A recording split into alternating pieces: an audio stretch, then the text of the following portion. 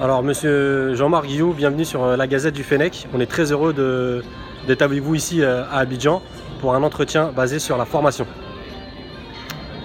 Alors, monsieur Guillou, on va rentrer dans le vif du sujet. Ici à Abidjan, vous êtes une personne très reconnue. Après l'académie que vous avez créée en 1994 et vous êtes aujourd'hui de retour en Côte d'Ivoire pour un nouveau projet.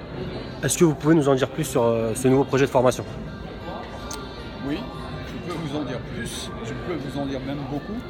Ce projet est assez simple, c'est simplement le projet d'installer, d'organiser un championnat national réservé aux plus jeunes et dans les premières catégories pour qu'il soit mixte, c'est-à-dire qu'il soit au service à la fois des garçons et des filles qui veulent jouer au football. Donc le but c'est de créer un véritable football de masse qui n'existe pas aujourd'hui pour des raisons assez culturelles, on va dire. Je m'en expliquerai un tout petit peu plus tard, mais je pense qu'il y a moyen probablement d'instaurer un vrai football de masse mixte ici en Côte d'Ivoire, simplement en faisant des compétitions qui soient organisées par catégorie de poids. Parce que la catégorie de poids, on peut pas changer le poids comme on peut changer l'âge, malheureusement. Donc si on comprend bien, en fait, on est en rupture avec le système d'académie, avec des structures où on fait dormir des jeunes toute l'année, etc. Ça n'a rien à voir ? C'est pas du tout la même chose. Il faut que dans le projet, il faudra qu'il y ait des structures d'excellence. C'est ce que j'appelle structures d'excellence. On devrait dire des académies, mais comme ici, tous les centres ont pris le mot académie, c'est que maintenant le mot il est un peu galvaudé, quoi. Si on parle d'académie, on ne comprend pas. Donc on a mis en place, ou on a inventé un mot différent en disant structure d'excellence. Et on a dit ces structures d'excellence devront répondre à un cahier des charges qui ressemble très exactement à ce qu'on avait fait nous avec l'académie Mimosifcom. C'est-à-dire qu'il y ait un réfectoire, qu'il y ait des dortoirs, qu'il y ait des écoles et qu'il y ait des bons éducateurs et des bons terrains pour que ces joueurs progressent et prendre des joueurs très jeunes avec un nombre d'éducateurs limité parce que justement on limite, on prend les meilleurs, donc ça veut dire qu'on prend vraiment ceux qui ont de véritables chances de faire une carrière de foot et d'arriver même au niveau international. Donc ça, c'est les académies, c'est le football d'élite. Mais le football d'élite existera de mieux en mieux si et seulement si il y a en place un football de masse. C'est ce qu'ont par exemple les grandes nations du football. Donc il faut qu'il y ait un football de masse et il faut que ce football de masse soit organisé de telle manière à ce qu'il soit propice à ce que justement il fasse émerger l'élite des jeunes qu'il y a dans ce football de masse pour que ces élites-là partent le plus vite possible dans les bonnes structures et qu'il y ait des structures d'excellence en nombre limité parce que c'est pas la peine d'avoir 36 000 structures d'excellence et de faire en sorte que le talent s'éparpille. Vous voyez ce que je veux dire ? Une des règles de la formation, de la bonne formation, de la formation d'élite, c'est d'avoir un groupe de talents. De beaucoup de talents. Alors, dans ce groupe, même si vous avez un groupe de talents, il y en aura qui feront de meilleures carrières que d'autres. Mais tous auront été utiles aux autres. Je dirais qu'à la limite, quand vous réunissez de très bons joueurs ensemble, ils apprennent tout de suite à jouer collectivement. Parce qu'ils n'ont pas besoin de dribbler tout le monde pour s'assurer de marquer. Et ils n'ont surtout pas besoin parce qu'ils ne peuvent pas le faire. Parce que quand il y a en face de vous des joueurs de talent, vous ne pouvez pas faire tout ce que vous voulez que si vous jouez contre des joueurs qui sont un peu moyens, voire assez nuls, mais qui aiment le foot. Parce qu'eux aussi, ils aiment le foot. C'est-à-dire que ce projet, à la limite, il a deux objectifs. Le premier objectif, c'est un objectif social qui permettra au plus grand nombre de jeunes de venir jouer. Cet objectif social va aussi permettre à ce projet de se développer. Pourquoi ? Parce qu'il aura vocation à s'autofinancer. Si on offre un service et une organisation bien huilée à une grande partie de la population, il est assez normal de faire en sorte que les adhésions soient payantes. Alors on fera des adhésions payantes Et on a calculé, on a mis en place quelque chose qui soit accessible quand même pour les gens de tous bords et de tous moyens, et qui sera accessible au plus grand nombre, de manière à ce que un peu d'argent par beaucoup fasse beaucoup d'argent, et si c'est bien géré, et ça, je pense qu'on en aura quand même les moyens. Pourquoi? Parce que dans le contrat qui est entre la fédération et ma société, un contrat un peu d'économie mixte, si on veut aller par là, il faut que tout l'argent du projet, qui revient par le projet, soit disponible pour le projet. C'est-à-dire qu'il va falloir investir, parce qu'à un certain moment, on va commencer par des petits 4x4, des petits 5x5, mais à un certain moment, on va arriver au 6x6, au 7x7, au 8x8, au 9x9, et là, il faudra des espaces beaucoup plus grands, parce que si, avec 4x4, on peut faire 12 terrains sur un terrain normal, on ne pourra pas faire 12 terrains de 7-7 sur un même terrain, vous voyez ce que je veux dire. Donc il va falloir qu'on investisse et qu'on crée, ça va être un projet qui va être créateur d'emplois déjà, et puis qui va surtout être un projet où il faudra qu'on investisse dans les immobilisations, dans les immeubles, c'est-à-dire dans les terrains. Il faudra faire des plaines de jeux où il y a 10 terrains, et il faudra faire en sorte que ces terrains soient des terrains comparables aux meilleurs terrains européens, c'est-à-dire avec une belle pelouse.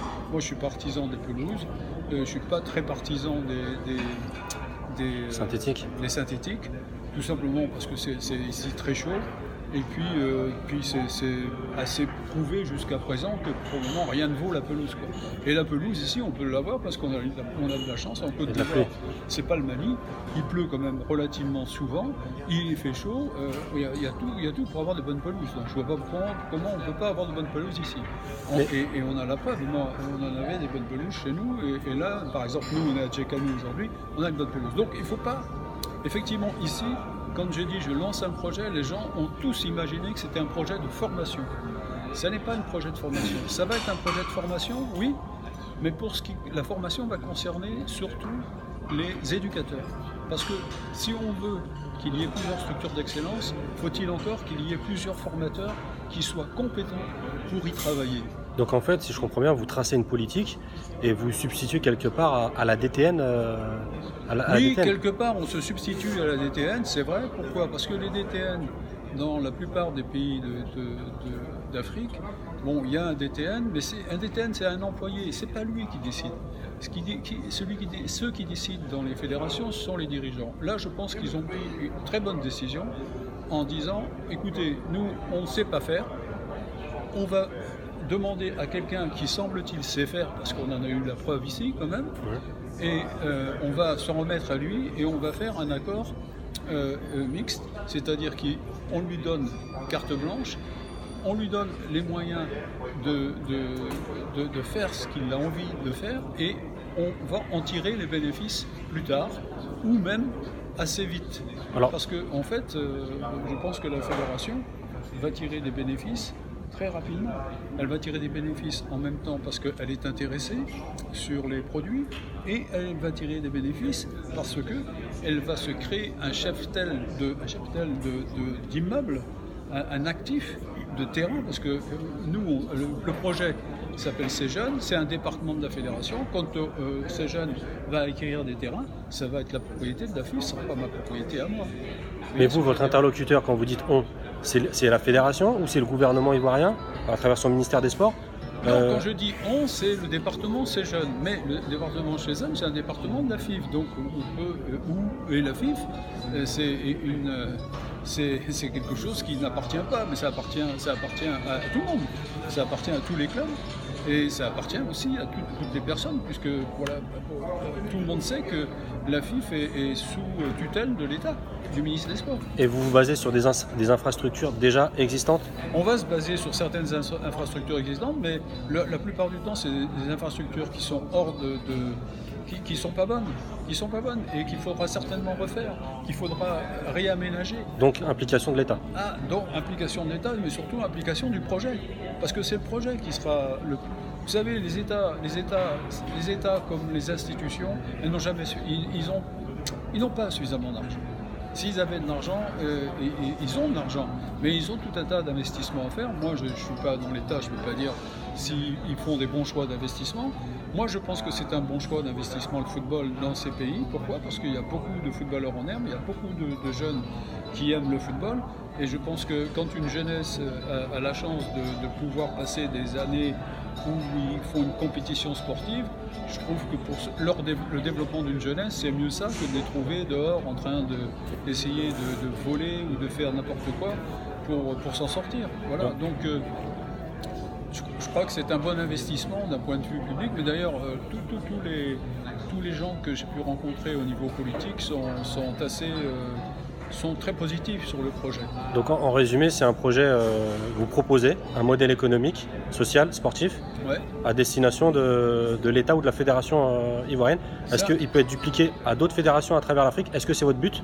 C'est pas mon but, mais mon but c'est pas mon but, mais quelque part c'est un peu mon but. Je veux dire pourquoi ? Parce que pour moi je suis passionné par le foot depuis ma plus jeune enfance, donc ça fait au moins 60 ans que je suis dans le foot.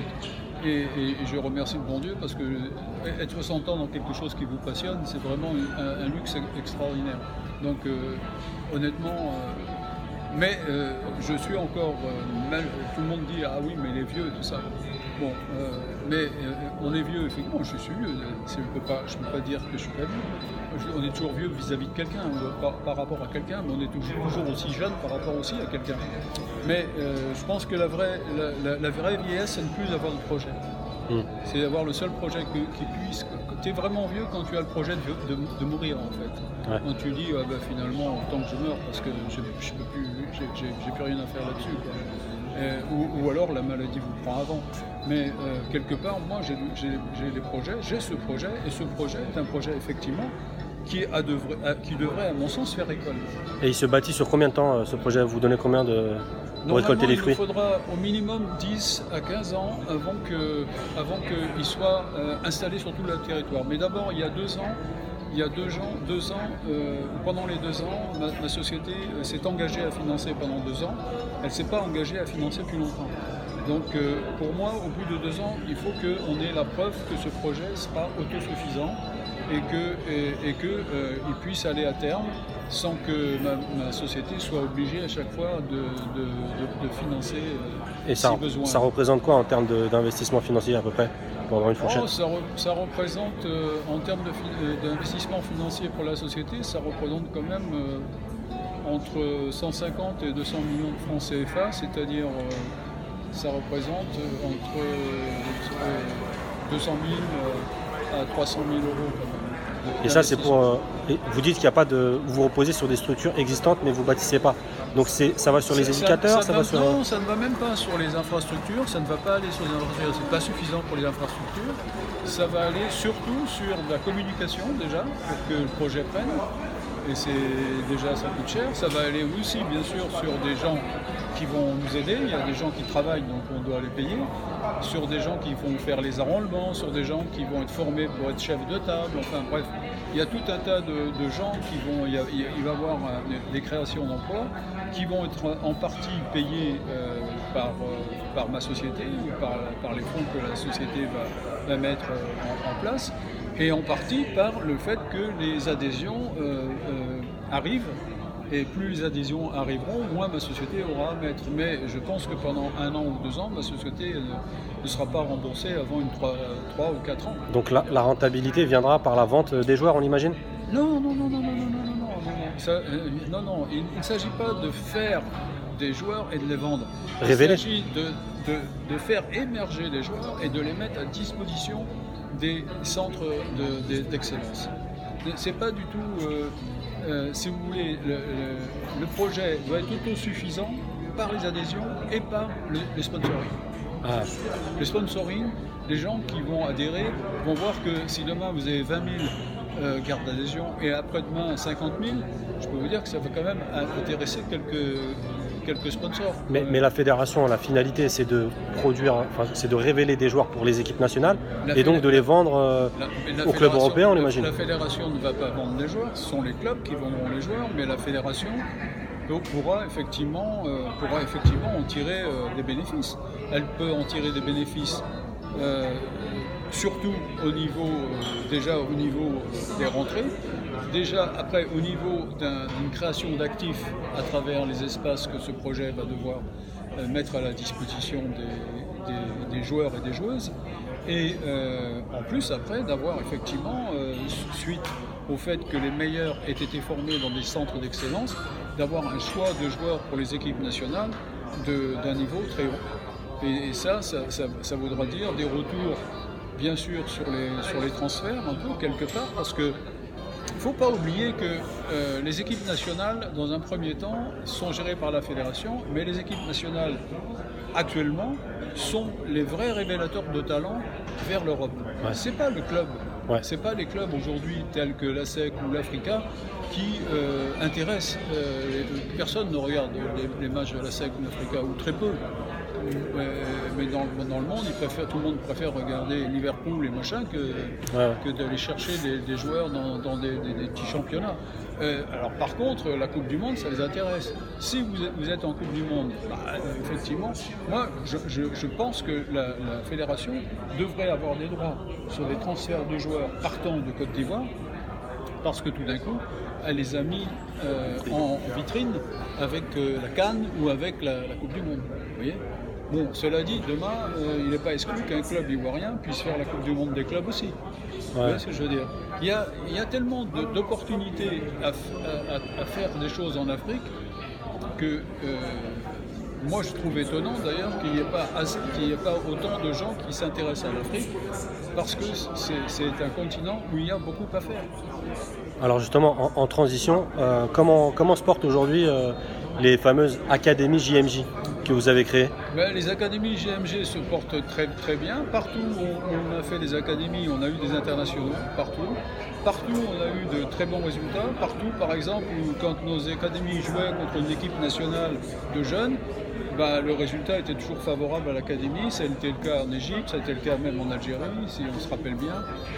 Ça a été c'est le cas partout. C'est le cas au Mali, si on joue contre l'équipe nationale des plus jeunes, voire demain, si on joue contre l'équipe nationale des A, si on prend tous les académiciens, à mon avis, on battra cette équipe nationale. C'était le cas en Côte d'Ivoire, où l'équipe nationale n'a jamais voulu jouer contre nous, parce que si elle avait joué contre nous, elle aurait pris une leçon de foot, c'est vrai. Donc, tout ça, à Madagascar, les gens ils disent « Ah ouais, à Madagascar, il a arrêté ». Oui, j'ai arrêté au bout de 12 ans. Au bout de 2 ans, on a arrêté parce que les accords qu'avait le financier avec l'État sont tombés, parce que l'État a changé de main plusieurs fois.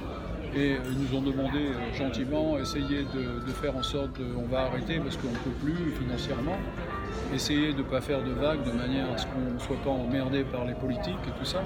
On a arrêté tranquillement avec des gens qui ont toujours été très corrects avec nous, donc on a été très corrects. Mais cela dit, il y a eu quand même à Madagascar 14 internationaux. 14 types qui ont joué, qui ont été sélectionnés une fois dans l'équipe nationale. Et en Algérie, alors justement, comme c'est le sujet de notre... Il y en a 2 ou 3, je crois. Ouais, il y a Rami Bensebani qui a été le premier. Oui, et puis après il y a Raouf. Non, Raouf Benguit également, qui a rejoint.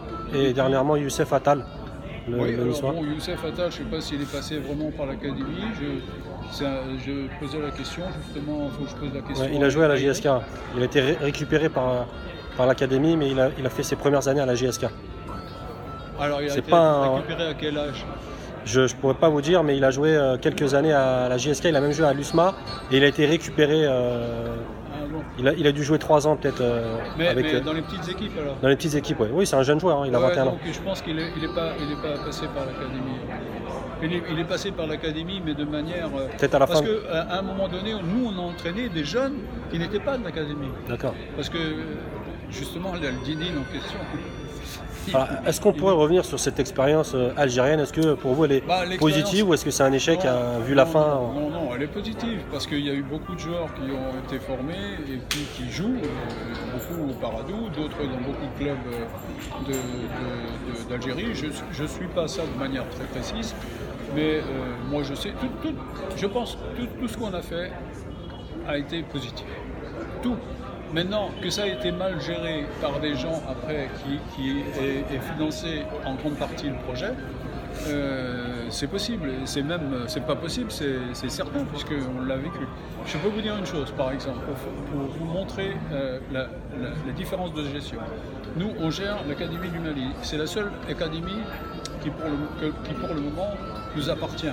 Avec maintenant l'Académie de Djekanou, où c'est une académie que l'on finance aussi encore plus qu'au Mali. Bon, mais l'Académie de Djekanou ne peut pas donner des joueurs après 2 ans, 3 ans. L'Académie du Mali, elle a été créée en 2007. On a donc 11 ans d'existence. Et bien, depuis 3 ans, l'Académie du Mali fait plus de chiffres d'affaires et de bénéfices, bien entendu, que toutes les autres académies réunies, que toutes les autres académies, c'est-à-dire l'Égypte, le Ghana, la Belgique, l'Algérie, le Vietnam, et je ne sais plus s'il y en a d'autres. Bon, toutes ces académies réunies font moins de chiffre d'affaires que le Mali. C'est le Mali qui fait le plus grand. C'est pas une question peut-être de talent qui est plus présent au Mali ou non? C'est pas une question de talent, parce que je peux vous dire qu'en Algérie, en Égypte, en Belgique, au Ghana, non, il y avait du talent. Il y avait du talent partout. Là où il y avait un peu moins de talent, c'était à Madagascar. Madagascar, il y avait moins de talent. C'était pas un grand pays du football. Là où il y avait moins de talent, c'est la Thaïlande. Mais la Thaïlande, il y a aussi je ne sais combien d'internationaux qui sont sortis, parce qu'on a fait 7 ans là-bas. Mais il n'y avait pas... en plus, les Thaïlandais n'aiment pas s'expatrier. Ils sont bien chez eux, ils n'ont pas envie de s'expatrier. Donc, il y avait du talent, mais pas beaucoup moins que dans les grands pays, je cite, donc Belgique, Égypte, Algérie, Mali, Côte d'Ivoire, Sénégal, tout ça. Là, il y a du talent partout. Si on fait une épidémie au Sénégal, demain, on aura probablement, on sera probablement l'une des meilleures académies. Parce que je pense que notre méthode, notre philosophie, notre méthode et nos outils de travail sont probablement ce qui se fait le mieux au monde. Mais bon, c'est un petit peu prétentieux. Mais qu'on me prouve avec des chiffres demain que ailleurs, avec une autre façon de faire, on est sorti plus de joueurs que nous. Je pense pas quelqu'un est en capacité de le prouver. L'académie en Algérie, elle a été fondée en 2006-2007 et vous avez collaboré avec pendant 5 ans, je crois, ou 6 ans? 5-6 ans, ouais. Je ne dirais pas exactement parce que je crois que c'est 5-6 ans, 6 ans, 7 ans, peut-être plus. Je pense que la première promotion est sortie quand même, donc à mon avis c'est au moins plus de 6 ans, peut-être plus de 6 ans. Et puis après il y a eu une collaboration, mais étendue on va dire, à d'autres joueurs, donc c'est possible que Attal en ait profité, mais je pense qu'il est venu plus tard lui. Et en fait on aimerait... Bon, on a trouvé un accord, et puis cet accord tient pour le moment. Bon, mais il nous a souvent demandé de l'aider au niveau des entraîneurs. On lui a mis Eric à un moment. Mais bon, à terme, là, maintenant, je ne sais pas ce qu'il a comme entraîneur, mais il est certain que... bon, là, je pense que maintenant, le principal intéressé, il est le président de la fédération. Ouais, M. Bon, il a mis des centres de formation partout, bon, c'est bien. Mais mettre 4 centres de formation, c'est très bien, il ne faut pas en mettre trop, parce qu'il faut que les talents soient plutôt réunis que dispersés. Mais après, il faut quand même une méthode, une philosophie, une méthode, et puis des encadreurs qui possèdent suffisamment de compétences pour que effectivement ça donne des fruits. C'était ça en fait votre rôle au début, au lancement de l'académie. Vous apportiez un encadrement technique. Notre rôle c'était de faire. On vendait de la compétence, du savoir-faire. Ouais. On vendait, donc on faisait ce qu'on vendait. On faisait ce qu'on vendait. Bon, à un moment donné, il a cru comme beaucoup de gens. Ils se disent oh mais finalement ce qu'ils font c'est facile, on devrait peut-être le faire et on ne paierait plus. Alors voilà, c'est ça le fond du problème. Pourquoi il y a une fin de collaboration? La plupart du temps, c'est comme ça. La première académie que j'ai fait, c'était en Côte d'Ivoire. j'ai fait cette académie avec 3 francs 6 sous, c'est le cas de le dire. Bon, je ne me suis pas payé, mais il était prévu à terme que l'académie reçoive les fruits de son travail, c'est-à-dire l'association académique, qui était une association bien indépendante de la SEC et avec lesquelles les deux avaient un contrat. Bon, le contrat est établi. Quand il est arrivé la réussite, c'est-à-dire qu'il y a eu beaucoup de joueurs qui se sont révélés être attractifs et intéressés des clubs, le contrat n'a pas été respecté. Et puis le type s'est imaginé qu'il pouvait faire la même chose. Bon, alors il ne s'est pas imaginé qu'il allait faire la même chose lui-même, mais qu'avec l'argent qu'il allait retirer, qu'il a retiré déjà dès la vente des joueurs, il a fait venir Français, il s'est dit j'ai pris un mec du centre de formation, il va pouvoir faire la même chose, puis ça va arriver. Bon, il se trouve que finalement, ils n'ont plus fait la même chose. Pourquoi? Parce que c'était pas la même méthode, c'était pas la même philosophie. Nous, on les faisait jouer pieds nus, le mec est arrivé, il dit non, il faut des chaussures, des chaussettes, des machins, trucs, quoi.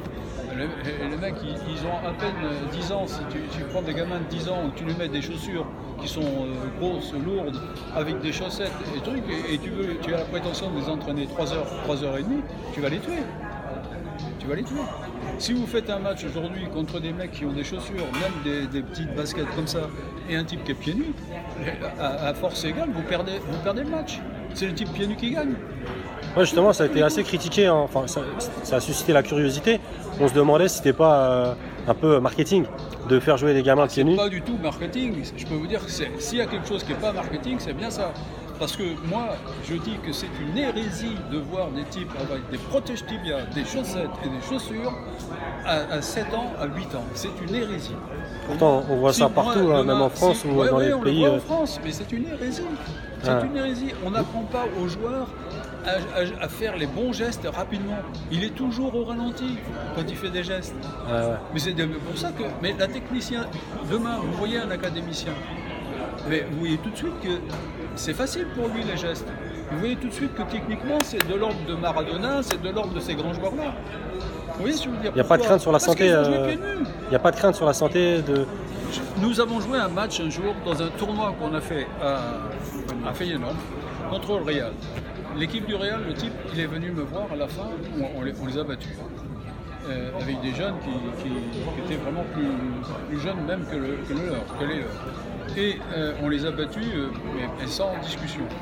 Je ne me rappelle plus combien, mais dans le jeu, c'était visible aussi, quoi. Et le type, il m'a posé la question, il m'a dit « Mais je ne comprends pas, qu'est-ce que vous faites comme exercice pour être aussi vif, aussi rapide dans la gestuelle ?» Je ne lui ai pas répondu sur le coup. Parce que moi, quand il m'a posé la question, je me suis dit quel exercice je fais qui peut être cohérent et qui peut lui démontrer que c'est ça, tu vois.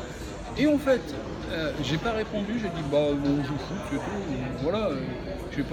Bon, le mec il a dû dire il veut me cacher le truc, je ne voulais rien lui cacher parce que j'avais pas vraiment y réfléchir. Mais j'ai pas fait ça pour ça, mais après j'ai réfléchi, je me suis dit mais je sais ce qui fait la différence. C'est qu'ils sont pieds nus depuis 3 ou 4 ans avant de mettre des chaussures. Ils sont pieds nus. Et ils apprennent de faire des gestes toujours avec plus de vitesse que s'ils avaient des chaussures et des chaussettes. C'est tellement logique. Donc cette vitesse, une fois après que tu as suffisamment de puissance pour supporter le poids des chaussures ou le poids des trucs annexes, bon, après, tu avais cette vitesse, tu la gardes. Tu la gardes. Tu comprends?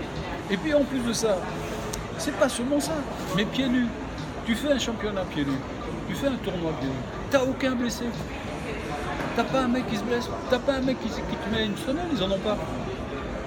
T'as aucun blessé. Dès que tu commences à foutre des chaussures, t'as des blessés. Ah oui, je peux te dire. C'est pas une spécificité locale, je veux dire, en Côte d'Ivoire ça peut marcher, mais pas en Algérie. Mais ça marche en Algérie tout pareil. Les gamins, ils jouaient pieds nus, ils battaient des mecs qui avaient des chaussures. Ils avaient fait fureur, les gamins. Ils jouaient pieds nus. Vous vous rappelez de cette génération, El Mouadden, Ibou Ziden Bien sûr, je me rappelle, bien sûr, c'était une très bonne génération. Et comment vous expliquez qu'ils ont cette première génération, les 3 qui sont partis au PFC notamment, ils n'ont pas réussi? Comment? Non, ils ne sont pas partis à 3, ils sont partis à 2. Ibou Ziden. Peut-être 3, oui, peut-être. Ouais, 3. Ibou Ziden, El Mouadden. Et El Modem. El Modem était le plus doué. Ibou Ziden était un peu moins bon et l'autre aussi. On les avait pris parce que on pensait qu'ils allaient réussir physiquement, ils n'étaient pas trop mal. Mais Elmoden aurait dû réussir, parce qu'il avait quand même du talent. Mais il n'y a pas que lui qui n'a pas réussi. Il y a des gamins aussi qui sont venus du Mali qui n'ont pas réussi, mais qui sont des bons joueurs. Mais parce qu'ils étaient probablement trop jeunes et ils tombaient dans une équipe qui jouait probablement trop mal. Si vous voulez, moi j'ai eu un joueur qui n'a pas réussi qui s'appelle Jos P. Il n'a pas réussi à Beveren quand je l'ai amené à Beveren. Mais il n'a pas réussi tout simplement parce qu'il manquait de qualité physique. Et son problème à lui, c'est qu'il aurait pu jouer probablement avec Barcelone, mais qu'il ne pouvait pas jouer avec une équipe comme Beveren où il y avait 4 ou 5 pieds carrés. Ouais, c'est ça. C'est un environnement. Et il te donnait des ballons où il le mettait dans le duel. Il le mettait toujours dans la merde. T'es pas adapté, ouais. Donc Barcelone, quand il te donne un ballon, les mecs, t'es pas dans la merde. Quoi, je veux dire. Quand tu joues avec une bonne équipe, tu peux jouer. Un bon joueur peut jouer dans une bonne équipe. Un bon joueur ne peut pas jouer avec une mauvaise équipe.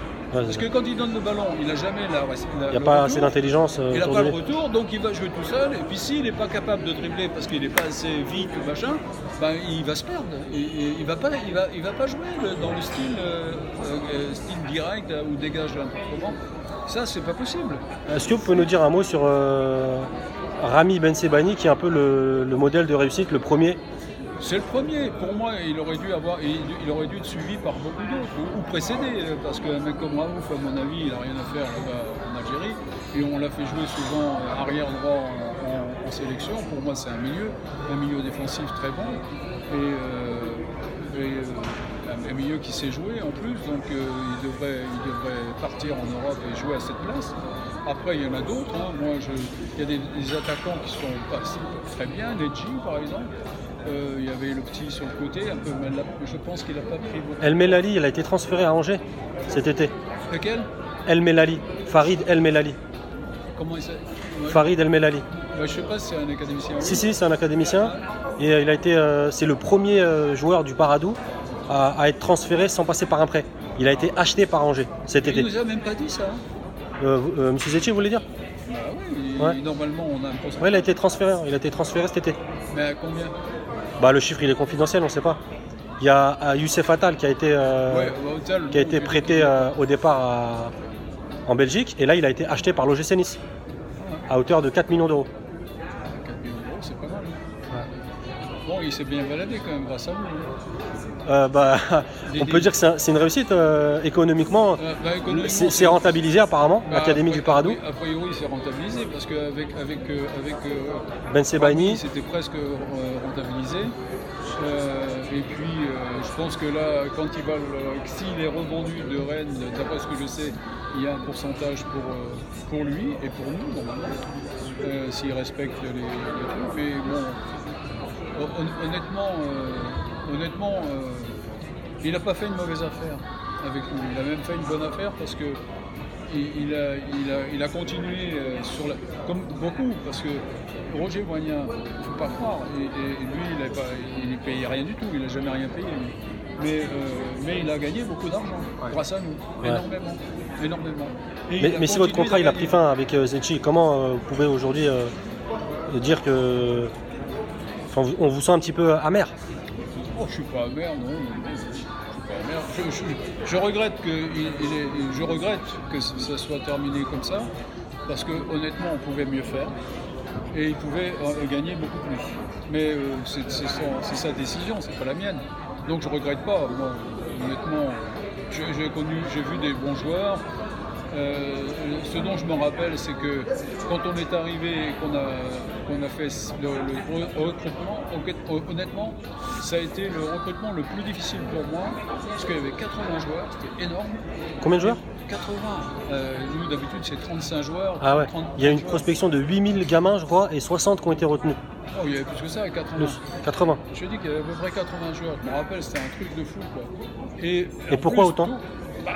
Parce qu'il s'était laissé déborder, Olivier, et puis je lui avais dit, mais 80 joueurs, Olivier, on va ramer pour essayer de voir les meilleurs là-dedans. Parce que quand tu retiens 80 joueurs, il faut te dire qu'il y a au moins 60 qui sont c'est à peu près les mêmes, quoi. Ouais. Tu vois, donc c'est difficile à trouver les bons joueurs, surtout qu'ils sont éparpillés, c'est bon. Et on fait des petits 3-3, des petits 4-4 pour s'en sortir. Mais moi j'ai commencé à faire des 3 contre 2 ou des 4 contre 2. Putain, mais les mecs ils savaient pas jouer, ils étaient bêtes comme je suis. Ils n'arrêtaient pas de dribbler, quoi. Ils n'arrêtaient pas de dribbler. Et il n'y a que des dribbleurs là-dedans, il n'y a pas un mec qui savait faire une passe. Donc en Algérie, c'est ça qui vous avez retenu? C'était incroyable, quoi. Je regardais, je disais, mais je ne vais pas en prendre un, quoi. J'en vois pas un qui fait un truc intelligent. Ils n'arrêtaient pas de dribbler, les gamins. Et ça a duré, ça, pendant au moins un mois avec Olivier. Même ceux qu'on a pris, jusqu'au jour où tout d'un coup, ils ont compris que, d'un coup, c'est venu, ils ont compris qu'il fallait jouer, quoi. Et puis, ils ont tout d'un coup trouvé qu'en jouant, c'était quand même plus facile et mieux. Et c'est pour ça que, quand je vous dis, si vous avez des gamins de talent, à un moment ou à un autre, s'ils ne sont pas trop bêtes, ils découvrent très vite qu'en jouant avec les autres, on peut faire beaucoup mieux qu'en jouant tout seul. Et que ça n'exclut pas de jouer tout seul, quand ils comprennent bien les choses. Mais c'est vrai, c'est magnifique. Mais l'équipe d'Algérie était je regardais, moi, ça m'a même un petit peu gêné qu'ils aient autant de gens qui aillent les voir jouer, quoi. Parce qu'ils étaient trop jeunes pour supporter ça aussi. Et vous pensez que ça a été une raison de l'échec peut-être de certains C'est une raison, à mon avis. Al Mouaden notamment par exemple. Moi j'ai toujours caché l'académie. Il y avait quelques gens qui venaient voir, mais c'était jamais ouvert à tous. J'ai toujours caché. Quand les gens ont vu cette équipe jouer pour la première fois, ils l'ont découverte. Ouais. Et là, ils ont dit, ils étaient tous estomaqués parce qu'ils n'étaient pas habitués à voir. Sauf les quelques-uns qui avaient vu tous les matchs qu'elle jouait, parce que tous les matchs étaient de la même teneur. Donc, moi, je pense que les gamins n'ont rien à gagner à être exposés aux gens qui regardent. Pourquoi? Parce que les gens qui regardent, la plupart du temps, aiment les mecs qui dribblent ou qui font des petits espoirs un peu imbéciles quelquefois, ouais, ou qui n'ont pas lieu d'être. Et de temps en temps, ça rentre pas dans votre philosophie. C'est pas des vrais connaisseurs. Donc il faut que pendant un certain nombre d'années, ils soient guidés dans le bon sens. C'est-à-dire que quand moi je leur disais c'est bien, ils étaient contents. Quand je leur dis non, ça c'est pas bon, ils savaient que c'était pas bon. Même si c'était un truc, non, tu aurais dû plutôt faire ça. Tu vois, bon. Et puis expliquer le jeu, dire quand ça marche et dire quand ça marche pas. Et donc ça, c'est pas au public de dire ce qu'il veut, c'est aux joueurs de faire ce qu'il doit faire pour que le public soit content. Et le public est content quand tu gagnes, quand tu fais des choses efficaces. Et vous voulez former en fait un peu tous les joueurs un peu dans un même moule ou vous faites pas s'il y a des spécificités locales? Le foot algérien, c'est plus sur la technique, le jeu court. Je dis toujours, je ne forme pas les joueurs. Je ne forme pas les joueurs dans un même moule. Je révèle les joueurs. Je révèle des joueurs qui ont du talent. Je ne fais pas le talent. Si aujourd'hui les joueurs sont arrivés où ils sont, c'est quand même la plus grande partie, c'est grâce à eux. C'est pas grâce à moi. C'est grâce à moi dans la mesure où j'ai accéléré, j'ai peut-être bonifié certains joueurs, j'ai certainement accéléré, mais je n'ai pas plus bonifié les joueurs que eux-mêmes se l'ont fait entre eux. Se le sont fait entre eux. Le fait de jouer avec des bons joueurs, c'est déjà un élément de progression. D'être sans cesse dans la difficulté par rapport à ses partenaires qui sont adversaires à l'entraînement, être dans la difficulté, c'est la meilleure des choses qui leur soit arrivée. Mais c'est pas la facilité de ballon. Le mec qui a été le plus facile à l'époque, c'était Zézé. C'est celui qui a pas très bien réussi. Parce qu'il était trop facile. Il était un peu plus grand que les autres, tu viens encore au début. Et il était trop facile. Et il a toujours resté dans cette facilité. Et la facilité, c'est pas avec la facilité qu'on progresse. C'est avec la difficulté qu'on progresse. C'est pourquoi nous, on joue toujours contre des joueurs plus costauds que nous. Et c'est pourquoi nos joueurs n'ont jamais été trop dans la facilité, sauf pour Zézé qui était un peu exceptionnel quand ils étaient jeunes. On disait que les joueurs de l'académie, en tout cas en Algérie, ils ont trop longtemps joué entre eux et il manquait de compétition, peut-être. C'est faux? Il manquait pas de compétition. Non. C'est parce qu'ils n'ont pas eu de bons entraîneurs. La dernière fois ils ont eu un entraîneur, semble-t-il, un peu plus intelligent, c'était un Espagnol qui est venu là. Nogues. Et puis qui a fait jouer les bons joueurs et puis qui les a laissés jouer un peu. quand tu laisses jouer les bons joueurs, ils jouent bien. Je veux dire, il faut arrêter les entraîneurs style Mourinho, machin, qui sont c'est n'importe quoi. Les mecs, bientôt, ils veulent jouer à la place des joueurs. Il n'y a pas plus mauvais entraîneur que de vouloir jouer à la place des joueurs. Les joueurs qui sont bons, laisse-les jouer. Si le joueur te demande quoi faire à tout moment et qui demande où est-ce que je dois me mettre, je lui dis viens sur le banc, c'est là ta place. Si au niveau professionnel, un joueur te demande qu'est-ce qu'il doit faire là, qu'est-ce qu'il doit faire là, où est-ce qu'il doit se mettre là, où est-ce qu'il doit se mettre dans cette situation, à la fin tu finis par le dire, à mon avis ta meilleure place c'est de s'asseoir sur le banc parce que tu es remplaçant. Voilà, parce que je ne peux pas te dire. Normalement, il y a 24 situations de jeu différentes par seconde. Donc quand tu multiplies par 90 minutes, ça te fait, je ne sais pas, 36 000 et quelque chose situations. Si l'entraîneur doit dire à ses 11 joueurs, dans les 36 000 situations différentes qui m'ont arrivé forcément dans le foot, où il doit se placer, bonjour. Hein. Voilà, vous suivez encore j'imagine toutes vos académies et les anciennes. Est-ce que vous suivez encore celle du Paradou et qu'est-ce que vous pensez Je ne suis plus l'académie de Paradou. Je suis les joueurs qui sont sortis de l'académie ou qui sont encore à Paradou. Je suis à travers le site de JMG Football qui suit ça pour moi. Mais je ne suis plus trop. Je sais pas ce qu'il y a dans il y a encore un centre de formation là-bas, je suppose. Ouais. Bon. Il a été bâti le centre de Tessala Al Merja. Est-ce que vous étiez encore oui, hein, quand il a été bâti, ouais. Oui, moi j'ai été quand il a commencé. C'est nous qui lui avons fait faire ça parce qu'on s'entraînait un petit peu sur toujours du synthétique et tout, c'était pas très terrible. Le terrain n'est pas terrible non plus là-bas, il n'était pas super parce qu'il n'a pas fait un super terrain. Après ils l'ont peut-être amélioré, je sais pas. Mais puis c'était pas un centre suffisamment grand, mais bon, il y avait quelque chose. Ouais, c'est une première. Vous n'êtes plus en contact aujourd'hui directement avec M. Zetchi ? Avec qui ? M. Zetchi, Khaled, vous n'êtes plus en contact direct ? Non, j'évite, j'ai pas. La dernière fois que j'ai eu des nouvelles de lui, c'était à l'occasion du décès d'Olivier, où il m'a expliqué les condoléances, je lui ai répondu. Mais non, j'ai plus de contact, et puis bon, je cherche pas, lui non plus, donc... Aujourd'hui, il est président de la fédération, oui, et comme on disait tout à l'heure, il met en place 4 centres de formation régionaux qui sont soutenus par l'État. On pourrait imaginer une forme de collaboration à l'avenir ou c'est pas... Je ne crois pas. Je ne crois pas qu'il le veuille.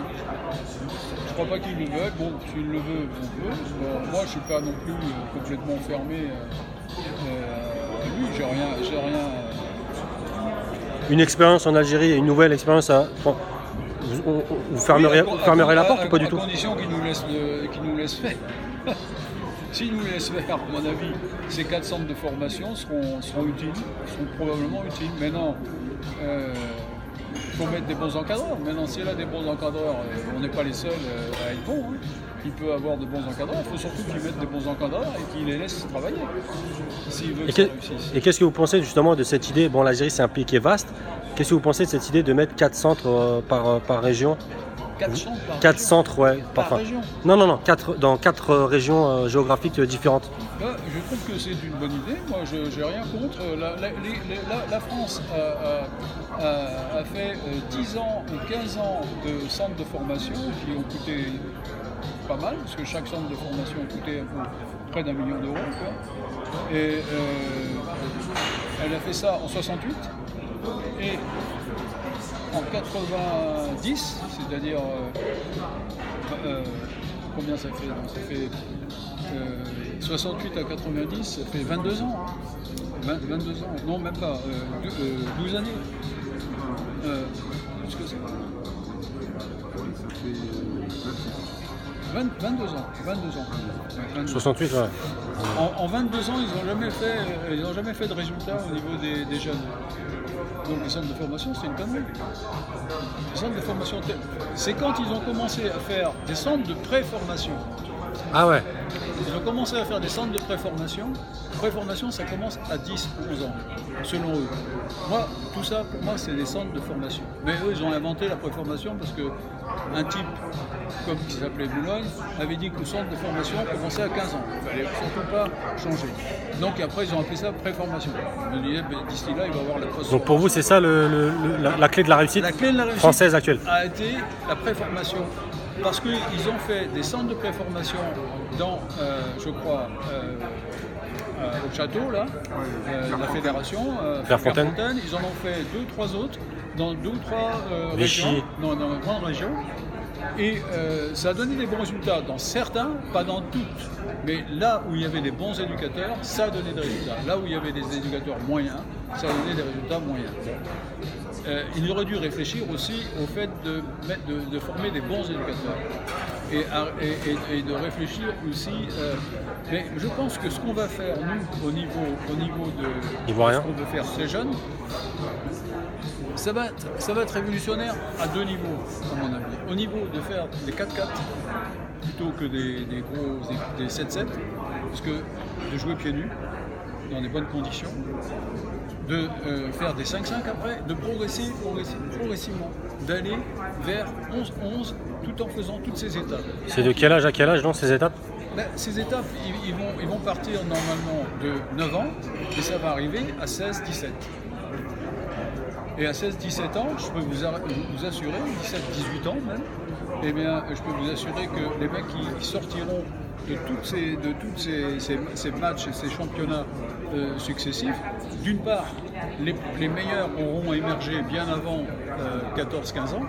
Il y en aura peut-être des exceptions qui émergeront à 16 ans, tout simplement parce qu'ils ne seront pas rentrés dans le projet avant, ou parce qu'on ne les aura pas vus parce qu'ils n'y étaient pas, ou parce que tout à coup, à 16-17 ans, on ne sait pas pourquoi, tu as des mecs qui émergent et puis qui seront recrutés par les structures d'excellence. Bon, après, ils iront très vite parce qu'on va faire en sorte que les retours financiers éventuels grâce au mécanisme de solidarité ou grâce au transfert des structures d'excellence seront plus généreux, plus le joueur saura arriver vite dans un centre d'excellence, plus ses retours financiers seront importants. À l'inverse de ce qui se fait actuellement avec le mécanisme de solidarité où tous les petits clubs ont intérêt à faire de la rétention de talent. Ah ouais. Alors c'est une connerie. Mais les gens qui font les règles ne connaissent pas la formation. Et ils prétendent, ils se mettent à faire des règles. Les avocats, là, ils font des règles pour la formation, et en même temps, ils ne connaissent pas du tout la formation. Parce que la formation, il faut former les jeunes très jeunes.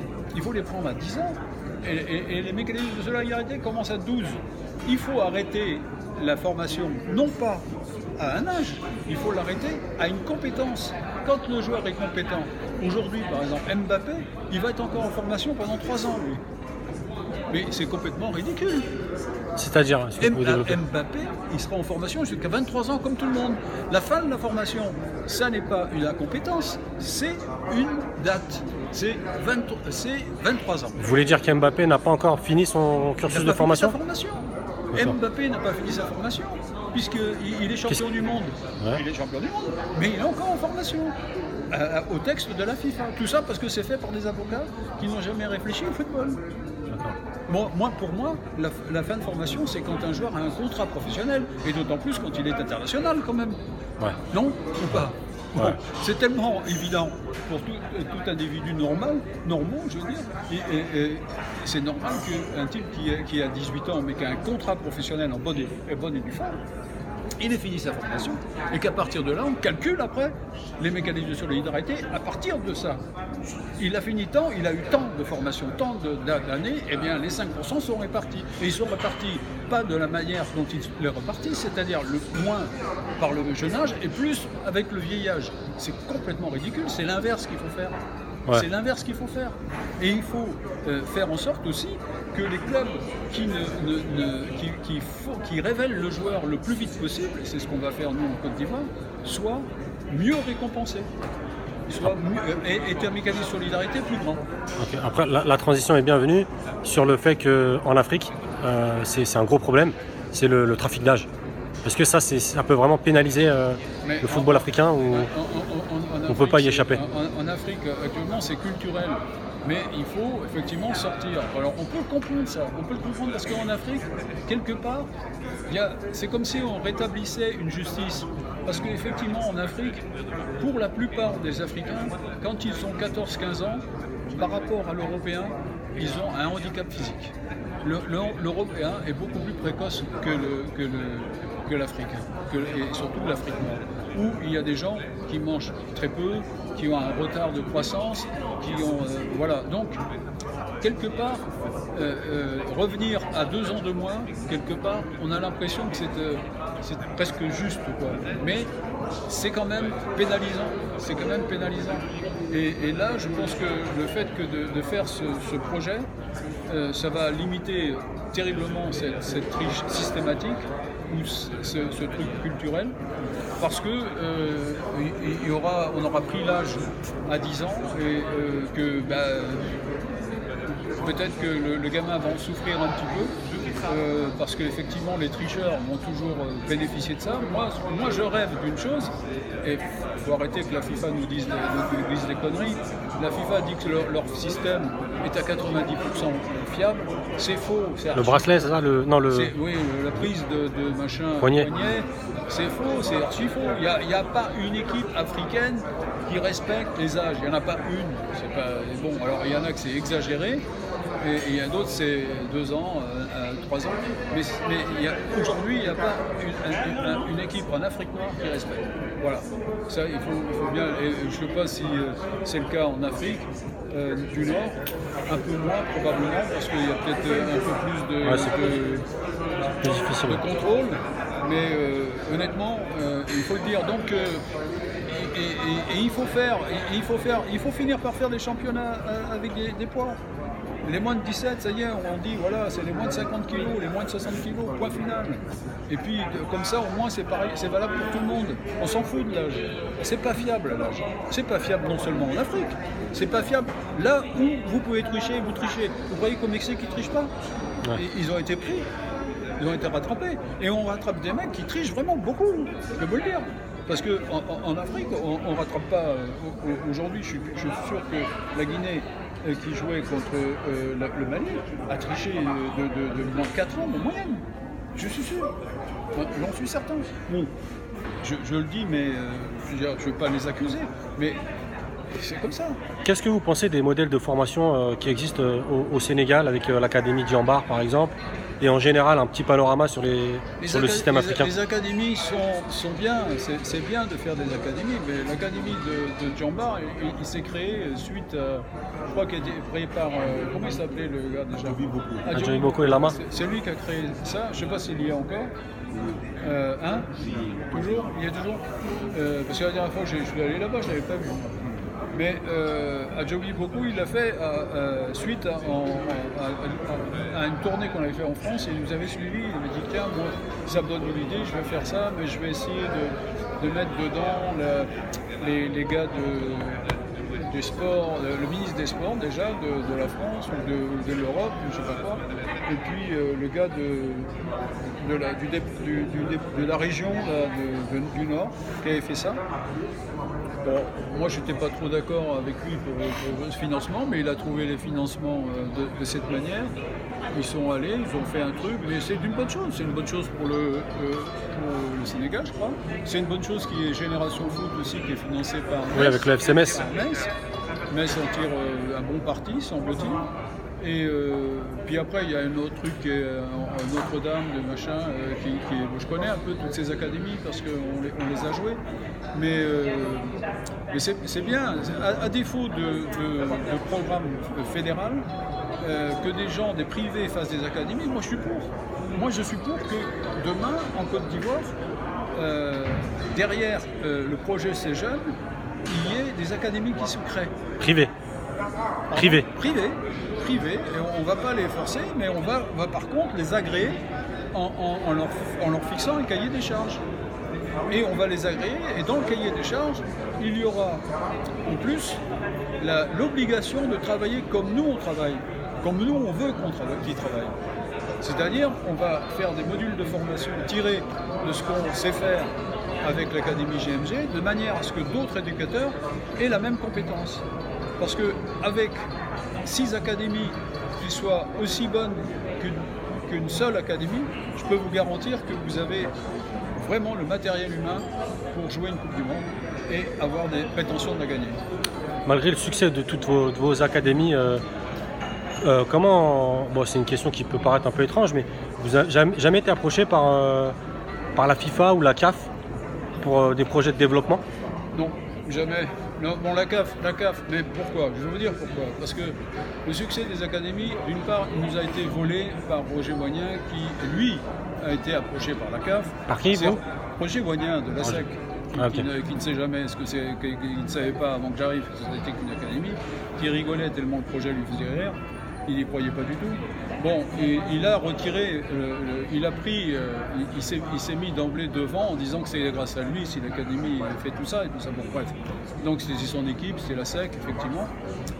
Et donc lui, il est devenu le spécialiste. Il a été tout de suite dans une commission de formation et tout ça.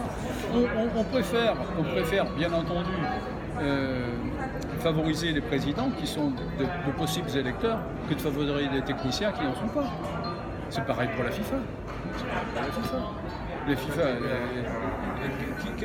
FIFA, elle va prendre un président de fédération. Si demain on réussit le truc de ces jeunes, je pense que dans la mémoire collective des gens, malgré tout, Roger Voignin n'a pas pu m'effacer dans la mémoire, mais c'est son grand regret, et je pense que c'est son grand échec. Parce que moi, j'ai rien fait pour rester dans les mémoires. J'ai simplement fait ce que j'ai fait, mais j'ai jamais fait des conférences de presse pour dire oui, machin. Simplement ce que j'ai fait, c'est que j'ai continué à faire d'autres académies qui ont eu du succès partout où il y a eu. Bon, ils ont toujours essayé de chercher à faire des communications comme quoi à Madagascar on avait échoué et tout. On a échoué, oui, il y a 14 internationaux. Ouais. On a échoué, on a été champion du pays avec une équipe de moins de 17 ans. J'ai gagné la première fois la Coupe Australe. On a gagné. Oui, tout ça, c'était l'académie. C'était l'équipe d'académie qui participait. Ouais, d'ailleurs, il y a un joueur malgache qui a bien réussi en championnat algérien, Amada, qui joue aujourd'hui, qui est l'un des meilleurs joueurs du championnat d'Algérie. Bah oui, Alger. Il vient de notre académie. Je peux vous dire que Madagascar, c'est pas un pays de foot. Hein. Ouais. C'est pas un pays de foot. Ouais. C'est pas un pays de foot. Alors, mais là, leur équipe nationale, elle avait 4 ou 5 académiciens qui ont quand même fait match nul avec le Sénégal. Ouais. Et qui sont deuxièmes du groupe. Bon. Avant, Madagascar, c'était nul à chier. Tu n'en entendais jamais parler de ce pays. Il n'y avait pas de niveau, ouais. Hein? Ah ouais. Alors, on va essayer de conclure ce bel entretien avec des petites questions sur l'Algérie.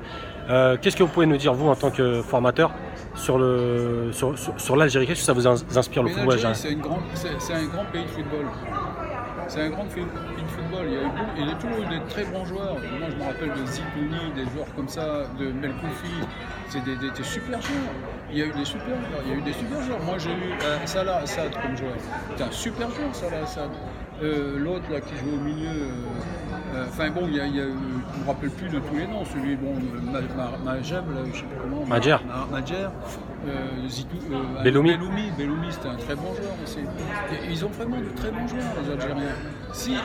S'ils font une bonne formation, s'ils font un bon travail au niveau fédéral, est-ce que Didi est capable de le faire? Oui, peut-être. S'il pense, s'il reste humble et qu'il sache dire que c'est pas vraiment un technicien de football, c'est un joueur qui aime le foot, qui a joué au foot, mais c'est pas un grand technicien de football. Donc il fait la formation parce que de tout temps il s'y intéressait. Il nous a avoué qu'il l'avait fait la formation avant même qu'on arrive. Il avait échoué, c'est une catastrophe. Bon. Il avait échoué parce que tout simplement il mettait pas les éducateurs pour faire. Et je pense qu'il va échouer de la même manière s'il met des mauvais éducateurs. S'il est capable de mettre des bons éducateurs, s'il est capable de dire merde, ce que j'ai fait avec quand même un peu d'humilité, ce que j'ai fait de mieux, c'est quand je me suis quand j'ai pris des accords avec GMG Football et qu'on a fait quelque chose avec GMG. Parce que c'est à partir de là où les choses ont changé pour son club. Aujourd'hui, il a quand même 5-6 joueurs qui sont sortis de notre académie, qui jouent en première division et qui sont qui se classe pas trop mal, j'entends. En tout cas, il joue pas mal, il joue bien, parce qu'il a pris un bon entraîneur. Donc le conseil que vous donneriez à M. Zetché pour la réussite, c'est bien s'entourer. C'est bien s'entourer, surtout au niveau des entraîneurs. La décision de faire 4 centres de formation, pour moi, ça me semble être une très bonne décision, à condition maintenant de mettre en place des gens qui ont de la compétence. Alors le DTN algérien, c'est Rabah Saadan. Ça vous inspire? Rabah Saadan, c'est un des plus grands entraîneurs de l'histoire de l'Algérie. Pardon? C'est un ancien sélectionneur D'accord, un sélectionneur, c'est pas forcément un formateur. Ouais. Ça peut être, hein, j'en sais rien. Moi, je ne connais pas, donc je peux pas dire c'est un bon ou c'est un mauvais. Alors, il est peut-être bon, il est peut-être moins bon, on n'en sait rien. Je ne connais pas. Mais je peux pas dire, j'ai pas d'éléments de jugement. Bon, c'est un nom en Algérie, mais moi je connais beaucoup de noms en France et des noms en Égypte ou un truc, mais qui sont nuls. Mais c'est pas le nom qui assure. C'est pas même le joueur, parce que si vous mettez demain un mec comme Platini formateur, à mon avis, il sera pas bon. Ouais. Et est-ce que ça vous... Maradona entraîneur, il est pas bon. Ouais, exact. Ouais. Est-ce que ça vous dit quelque chose, là, le nouveau sélectionneur de l'Algérie, c'est Jamel Belmadi, qui a fait ses preuves au Qatar. Bon, c'est peut-être pas du très très haut niveau le Qatar, mais qui a 10 ans de réussite au Qatar. Est-ce que ça vous inspire quelque chose ou pas? Je sais pas. Non, mais moi, je suis pas trop... je sais pas, je n'ai pas... Il y a beaucoup de gens dans le foot qui essayent de ressembler à d'autres en disant tiens, qu'est-ce qu'il dit lui, qu'est-ce qu'il dit lui, qu'est-ce qu'il dit lui, puis ils font un patchwork de ça, ils disent bon, moi je vais dire ça. Bon, je suis pas Gérard Rouillet. Gérard Rouillet, il passe son temps à regarder un petit peu sur les meilleurs et à copier. Enfin, je pense. Je suis pas Gérard Rouillet, mais Gérard Rouillet, il avait au moins quelque chose, c'est que il copiait bien. Et c'était un grand travailleur et il copiait bien. Et ça lui a permis de faire une bonne carrière. Mais au départ, c'est un prof d'anglais. Hein, si vous le voyez taper dans un ballon, Gérard Rouillet, vous partez en courant. Ah ouais, vous partez en courant. Moi, je l'ai vu taper dans un ballon. Je me dis putain, mais t'aurais dit une fille qui ne savait pas jouer au ballon, quoi, qui tape dans le ballon. C'est incroyable. Tu peux pas t'imaginer qu'un type comme ça puisse être un grand technicien. Et bien il est arrivé à être technicien. Qui sont pour vous aujourd'hui les grands techniciens, les grands formateurs Les grands formateurs, il y en a. Hein. Moi je ne les connais pas. Il y en a des grands formateurs. Il y en a partout des grands formateurs. Des mecs qui forment bien, qui travaillent bien, il y en a. Mais faut-il encore qu'ils soient reconnus? Mais il y en a. Il suffit de chercher un peu, il y en a. Moi, tous les gens qu'on a formés sont devenus des bons formateurs. Tous les gens qui travaillent avec nous sont des bons formateurs. Il y en a que je n'ai pas gardé parce que je trouvais qu'ils pensaient qu'ils étaient bons formateurs, mais qu'ils ne pensaient pas bien parce qu'ils commençaient à faire autre chose que ce qu'on leur disait de faire. Voilà. Donc à partir de là, je ne les ai pas gardés. Là aujourd'hui, en Algérie, il y a des grands clubs comme Mouloudia d'Alger ou la GS Kabylie qui veulent se projeter justement vers la formation. Si, à supposer, ils font appel à votre expérience, vous serez à l'écoute? L'Algérie, je n'ai pas eu une bonne expérience. Honnêtement, aujourd'hui, je suis plus intéressé de financer moi-même des académies que de vendre du savoir-faire, parce que à terme, ça aboutit rarement de manière... le divorce, c'est difficile. Oui, voilà, il y a toujours... à terme, le type, il veut toujours gérer parce que c'est lui qui paye, et puis il veut décider, et puis à un moment donné, ils disent, bon, ok, si tu crois que tu vas décider mieux que moi, tu le fais. Et à l'arrivée, il finit par ne rien récupérer. Je veux dire, pour le moment, ce qu'on a fait... les échecs relatifs qu'on pourrait imputer au projet ou à l'académie ou à cette méthode, c'est des échecs uniquement dans des académies où nous n'étions pas les financiers, les décideurs, les vrais décideurs. Les vrais décideurs, c'est toujours les financiers. Et on a connu ça en Égypte, on a connu ça en Belgique, on a connu ça. Alors en Belgique, c'était une catastrophe. Et puis au Ghana, un peu moins, parce qu'il a arrêté avant. On a récupéré des joueurs du Ghana. On va les vendre. Hein. On va en vendre certains qui vont faire en sorte que l'académie soit moins chère que ce que rapporte plus qu'à ce qu'elle a coûté. Quoi. Et, donc si c'était à refaire l'expérience algérienne, vous l'auriez tenté ou autrement? Honnêtement, on n'est pas trop intéressé par ce genre d'expérience. On est de moins en moins intéressé par ce genre d'expérience, on va dire. Je ne dis pas que je ferme la porte. Si c'est une fédération qui nous demande de faire quelque chose et que le contrat est fait de telle manière à ce que chacun reste à sa place et que chacun se consacre à ce qu'il est responsable, ça peut nous intéresser. Ça peut nous intéresser. Par exemple, si demain Didine avait un éclair de sagesse, disent tiens, Jean-Marc, j'ai fait 4 centres de formation, ce qui m'intéresse, c'est que tu formes mes formateurs. Je dirais oui, effectivement. Pourquoi? Parce que je pense que ça peut donner de très bons résultats pour le football et pour le football algérien en général, mais en particulier, mais pour le football en général. Moi personnellement, j'ai 72 ans, je vois plus l'intérêt du football que mon intérêt. L'intérêt du football, il va rester, ça va rester plus longtemps que moi je vais vivre. Je veux dire, si aujourd'hui, si demain, grâce à ce qu'on fait, à ce qu'on met en place, le football ivoirien est champion du monde dans les 15 ans, même si je suis mort, je pense que quelque part, il y aura un mec qui va dire on va lui faire un statut quand même.